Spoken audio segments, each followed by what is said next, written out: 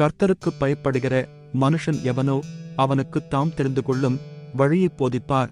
அவன் ஆத்துமா நன்மையில் தங்கும், அவன் சந்ததி பூமியை சுதந்தரித்துக் கொள்ளும். சங்கீதம் 25 சங்கீதம் வசனங்கள் 12 மற்றும் 13.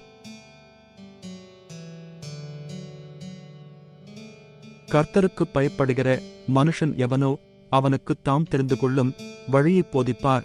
அவன் ஆத்துமா நன்மையில் தங்கும், அவன் சந்ததி பூமியை சுதந்தரித்துக் கொள்ளும். சங்கீதம் 25 சங்கீதம் வசனங்கள் 12 மற்றும் 13.